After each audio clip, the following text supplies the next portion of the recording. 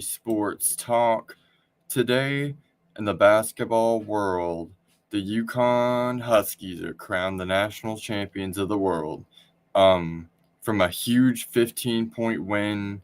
Obviously, my prediction was not anywhere close to correct, but the Huskies are national championships. Welcome to the show, everybody. I'm your host, Griffin King, and today we're going to be rounding up the college basketball season. Um, it was a pretty crazy season. There was a lot of upsets, especially in March Madness, which you expect. And, there's a lot of winners and a lot of losers. One of the biggest winners, NC State, in this one. Obviously, the legend of DJ Burns will never die. Um, NC State obviously made it to their first Final Four since 1986. And also, what's more impressive is they had to basically win 5 games in 5 days to even make the Final Four. So they're probably the biggest surprise of the entire season and March Madness. And also, one of the other ones that I'm going to talk about um, is Oakland. They got nailed in college basketball fame, and Jack Golke also got like so much publicity off of this, and everybody knows him now. He was just like a white guy that nobody knew, and now everybody knows him. Um, obviously dropping, was it 32 point? I know it was like 10 threes and versus that game against Kentucky, and honestly played really good in their the second round game as well. They were really, really good and almost won that game. Honestly, they really should have won the game.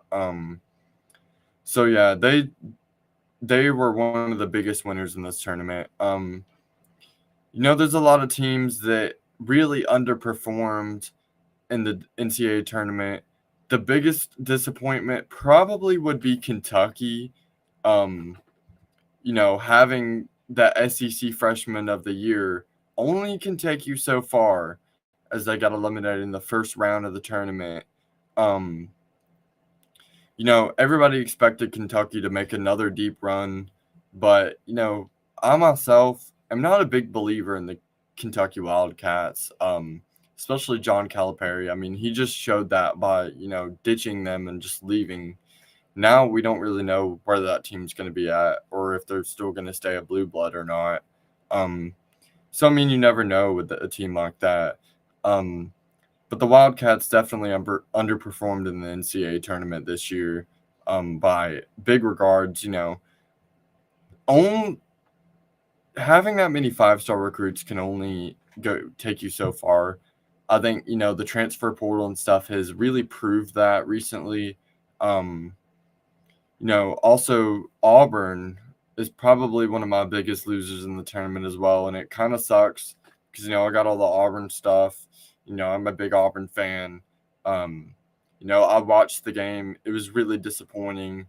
Um, we didn't really seem like we could ever really catch momentum in that game, and hence why we're one of the biggest losers in the tournament, and hence also why you know we're kind of having like a max exodus also too.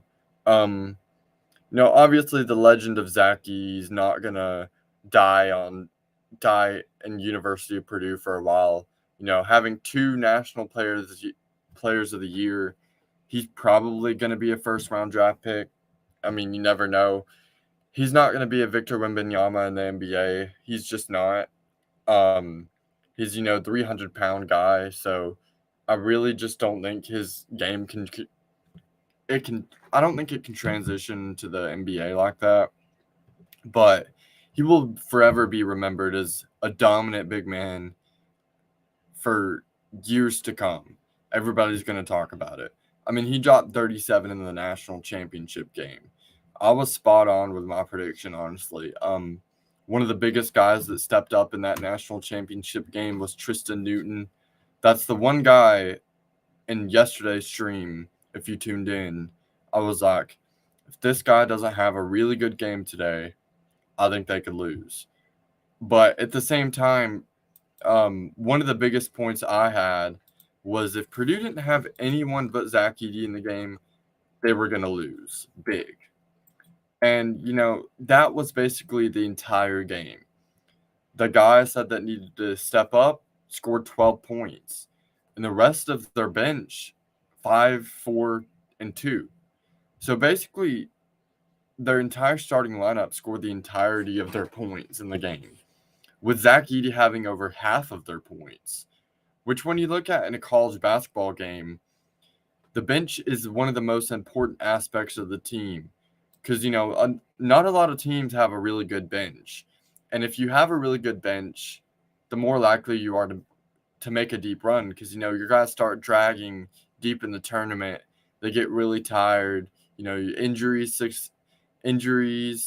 will be a huge key to success, obviously, in a team's run.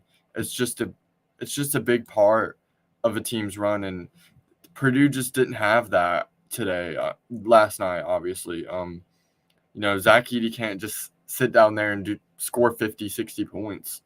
He dropped 37. Props to him. He'll forever be remembered as a legend for Purdue. But, for UConn, they had Tristan Newton scored 20, Castle scored 15, Clilligan scored 11, their bench players scored 9, 4, 5, and Cam Spencer scored 11. So, they had a lot of help on the bench, hence why, they took the title, their second title in a row now. A lot of people are honestly for next year going to have UConn right in that same spot again. I don't know how the roster turnover is going to look.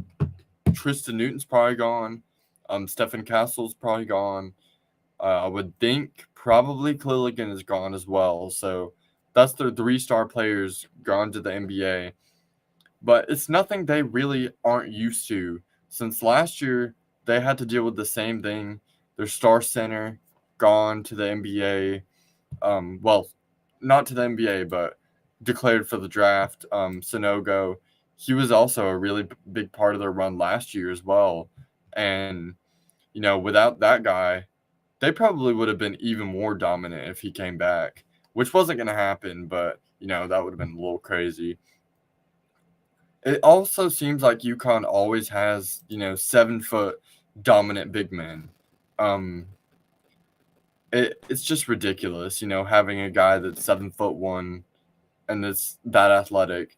That's probably why they won, honestly, because Zach Edey looked unstoppable during that game, and it honestly looked like they were going to run away with it.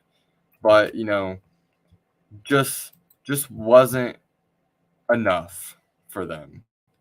The game wasn't even close. I thought it would at least be close, but it wasn't at all. Another team that I really want to talk about during this stream is the legend of Indiana State. Now, Indiana State didn't make the NCAA tournament.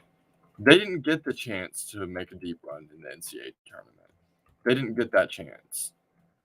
But for the first time in ages, it seems like the National Invitational Tournament really had a lot of energy. And that was because the Sycamores, obviously Robbie Avila, their star forward, is really, one of the biggest players in that. They obviously lost to Seton Hall, which I obviously thought should have been in the tournament as well. Shout out to them, NIT champions. But the Sycamores were 32-7. And I know we're in a college basketball world where a lot of group of 5 teams, I'm not sure, Power 6 teams is what we call it in the college basketball. They don't get at-large bids unless we're talking like American Athletic Conference and like stuff like that. They don't really get those extra bids, especially when it comes to a conference like Indiana State was in. Obviously, losing in the championship game of the Missouri Valley, that's obviously gonna, put you in a situation where you're probably not gonna make it. But the Missouri Valley was really competitive this year, having, Drake obviously make the tournament, Indiana State and Bradley and Belmont. That's 4 20-win teams. So it was really competitive. And, when you're going up against a 28-win team that's also probably going to get in the NCAA tournament, you should probably be in. And, it's even more of a crap show for the NCAA when the team you put in over those teams only scores like 47 points in an absolute, like the worst first 4 game I've ever watched in my entire life. Usually first 4 games are, that come down to the buzzer, crazy who's going to get the bid spot type game. But Virginia did not deserve to be there. They played like they didn't want to be there.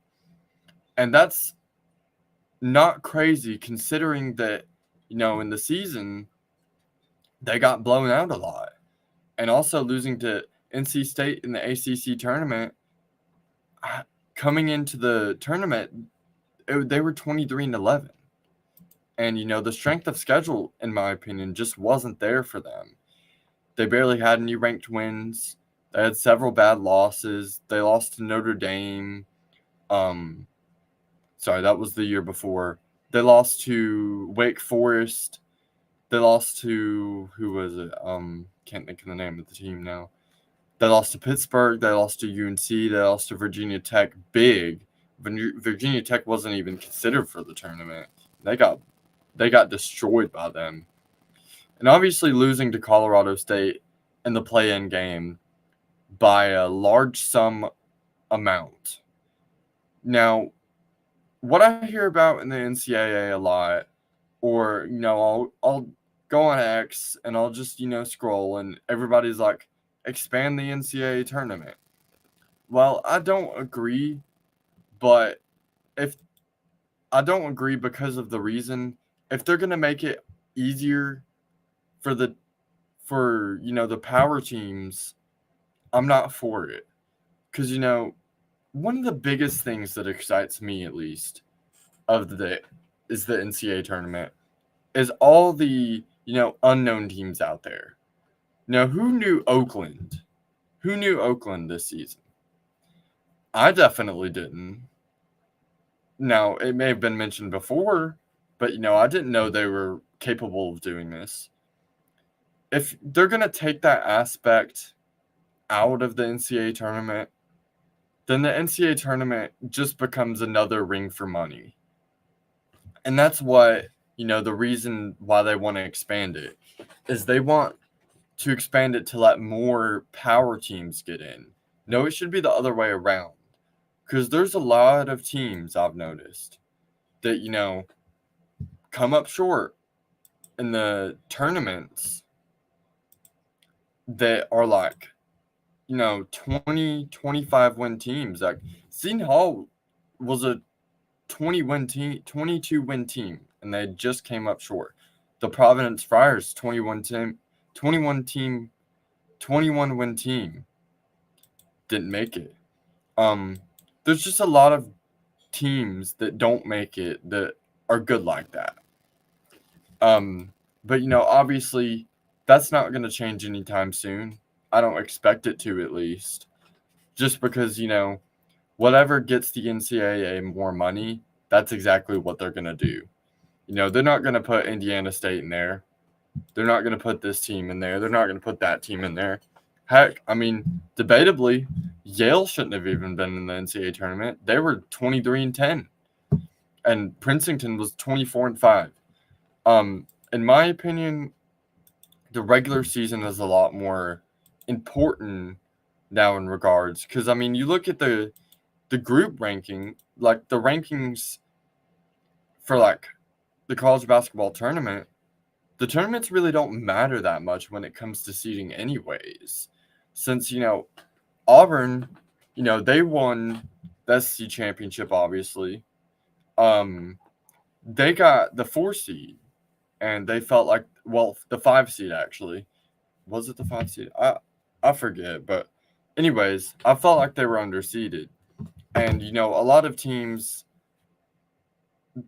can say that actually won their conference championship. They felt like they were really underseeded.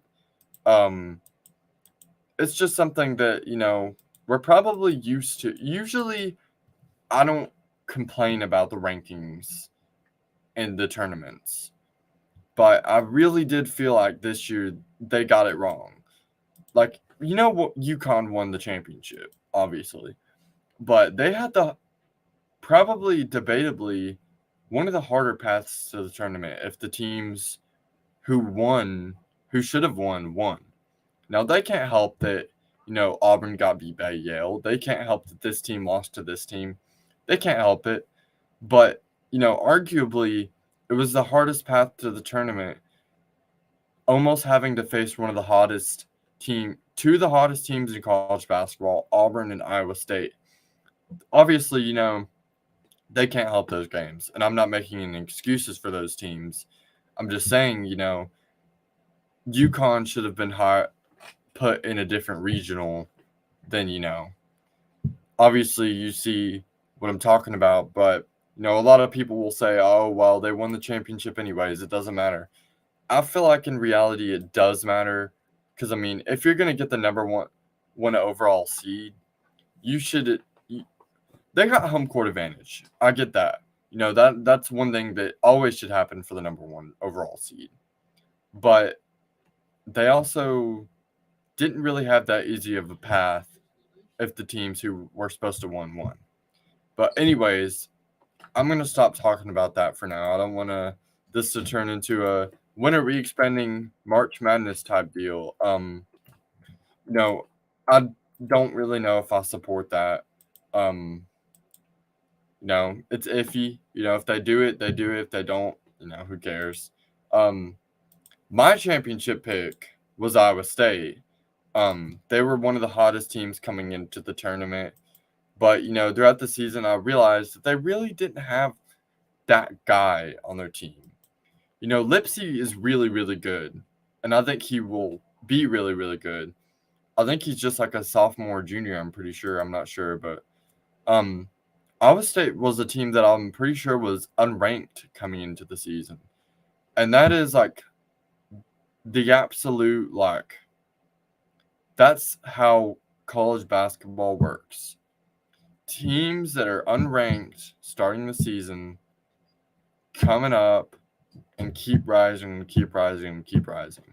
And that's why Iowa State is like almost at the top of the list for the winners, in my opinion. NC State's probably going to be at that top of the list, but I really do think Iowa State should have been in that national championship race. Obviously losing to Illinois, kind of screwed my bracket up. I was in the race for it, and then Iowa State lost, and then I think I lost 6 of the last 7 Sweet 16 games, and it just completely screwed my bracket up, and I didn't have a chance to win after that. I think this is the first year I personally did really bad in the tournament picks. I think I only scored. I'm not sure. Y'all can comment what y'all scored, but what I scored was probably the biggest dud I've ever had, and I've been picking since probably 2018 or 17. I only scored 690 points now that it is. Comment if y'all did better than me on that. I'm very, very sure y'all did. Because, I was doing really good. And then, hit Sweet 16, all my flip games go the wrong way. I had Iowa State beating Illinois, lost that game. North Carolina over St. Mary's, they obviously didn't make it, but obviously UNC didn't win. I had Arizona over Baylor. Didn't get that one right either. I had Wisconsin in the Sweet 16. Nada. I had Marquette over Texas Tech. Obviously, Marquette losing to NC State. And then finally them going to the Final Four. I finally got the last 2 games, but if I had gotten some of my flip games, I would have been in really good shape. But it really, really badly dropped off for me after that. And I lost for the first time in like 3 years, I'm pretty sure. Um, I had like a good winning streak going, but I lost this year, and I own that. I stunk it up in my bracket picks this year. I'll be honest. That puts me in the losers bracket. I'm sure. Recapping losers and winners this season. Um, One of the biggest losers, in my opinion, for a team that kind of made it far, is Duke, because a lot of people actually had Duke going to the Final Four in their bracket. Um, and they should have beat NC State. Like, they had the talent to beat them. They had the advantage over them, but they couldn't do it. Um, that game, I feel like, was the most surprising upset that I saw, because like it really felt like starting that game, Duke had the advantage over them. I think honestly, Duke almost like blew them out of the water. It was like 27-21 at halftime. Um, and then NC State scored like 55 points in the second half, which I mean, you can't expect a team, an 11 seed, to score 55 points on you in a single quarter. I mean, that's ridiculous. I mean, McCain went lethal. I mean, he scored 32 points in that game. I don't think they could have even had a closer matchup with them. He was basically carrying the entire time. That's one matchup I'm really disappointed about, because I really thought that game was going to be closer. But, NC State ended up owning Duke at the end of the day. Not even like just in that game. Like, they beat him in the tournament too to make it that far. Another huge disappointment's Houston for me. Obviously they had a lot of injuries. LJ Cryer was really, really injured. But I really thought Houston was going to be that team to like finally break through and win the championship. It seems like Houston's in it every single year, but they just can't quite get there. And I felt like this was the year, because they had a stud point guard, stud shooting guard, stud lineup. And I mean, they got injured. They didn't have enough depth to deal with the loss. And I mean, they really only did lose by 3 points. So in reality, it wasn't that bad. I just really wish that team I would have liked to see them at least go to the Final Four. But obviously losing to Duke, it's rough. The NCAA tournament's a rough deal, man. Another one's Tennessee for me. There's only really one team now in the SEC that's just year after year, they put up, and at the end of the year they shut up. And it's the Tennessee Volunteers. There's not a team in the country that's disappointed me more than the Volunteers. Year after year, they get stud players through the portal. They get stud players here, they get stud players there, and they just fail every single time. And for the first time in a while, they made it to the Elite Eight, and I'll give them credit for that. But when you're the Conference Player of the Year, I expect you to show up for March Madness, and Dalton Knecht did not show up for March Madness. And I think the Volunteers were honestly overranked because of that fact.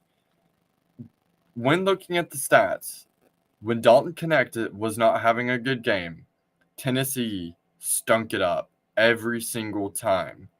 Even though they have studs like Vescovi coming back, super senior. They had, who else? I'm not really too familiar with the Tennessee lineup, but I know they had Zakai Ziegler, who's a senior, I think, this year. Not sure. Tennessee Volunteer fans can correct me on that, but I'm pretty sure he's a senior. They have that other guy, forgot what his name is, but he's really solid as well.